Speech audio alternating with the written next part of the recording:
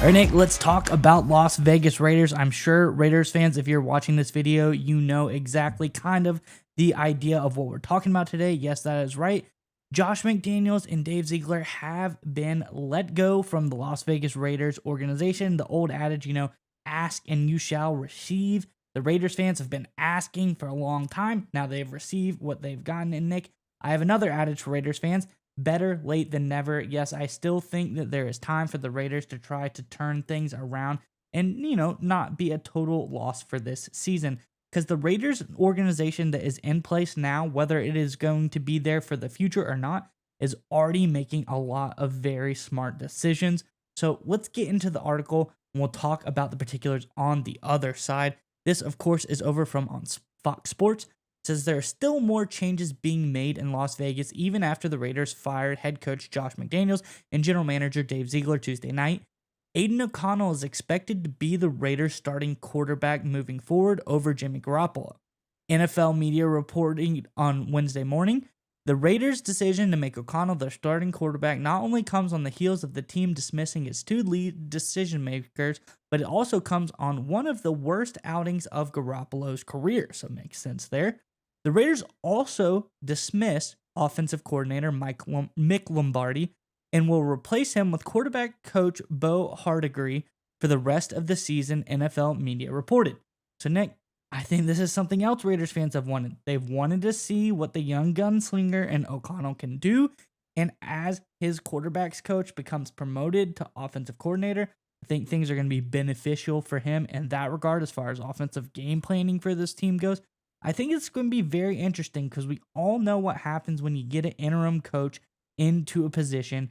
I think things, teams play a little bit harder for these guys. They want to prove that they're a good team. They want people to see the talent they have, whether it's for the guy that they're playing for, wanting him to be the next head coach or get a chance at the next head coaching spot, which isn't very likely usually nowadays, or to show prospective coaches, hey, this team's still got a lot of fight, a lot of good talent on here. Come here, we're a great place to play at and for. So, Nick, I want to know what your thoughts are on this Raiders coaching move, quarterback move, offensive coordinators move, just all the moves for the Raiders. But before we get there, Raiders fans, just go ahead. We know you've been dying. Let us know, what do you think of this, and tell us exactly why you thought they should have fired Josh McDaniels sooner. Just let us know in the comments below. This is your last time to talk about Josh McDaniels because from this moment forward, he is officially gone. Let us know in the comments below. But Nick, what do you got on the Raiders?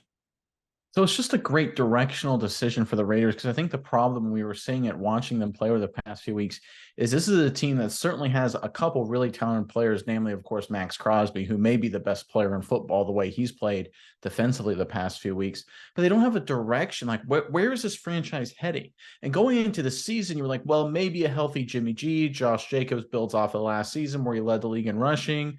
Defense maybe gets a little bit better. Maybe they make a run at a wild card and build off there. Maybe eventually transition to Aiden O'Connell, right? You could see maybe a direction was potentially forming. Now through the first 4 or 5 games, and now certainly through the last 7 games total so far, 7-8 games, this is a Raiders team that did not have a direction. There was no path towards the future, or if there was a direction, it was terrible into the dirt. Devontae Adams is angry and frustrated. Jimmy G is playing poorly, but look, honestly, watching him play, it's clear he's not 100%. It's clear his career is essentially over. His ankle and knee and everything there, his pocket presence, he's throwing everything off his back foot. Either he's hurt, either he has permanent damage, either he doesn't trust his feet anymore, or all three. Like, the guy just can't play quarterback anymore, and it seems to be mainly injury related, which is a shame, but it's also the reality of football. So now let's focus on the right direction for the franchise. And number one, you have to be able to determine if Aiden O'Connell can play or has a chance to be your franchise quarterback going forward. Was an impressive rookie during the offseason, right? We'll see how he does going forward. But here's a smart move. Here's what I really like, is that right now, the best opportunity to evaluate Aiden O'Connell is to pair him with a coach he's familiar with. And there's no one more familiar with the quarterback than the quarterback's coach, especially when it's a young quarterback's coach. That's why I think it was a great idea to promote Hardigree to be their offensive coordinator, to work directly with Aiden O'Connell the rest of the season. Because guess what, Raiders fans? You now have a direction. Your direction is very simple. Let's see if Aiden O'Connell can play football. Let's see if he's going to be the franchise quarterback. If not, we'll go in a completely different direction in 2024.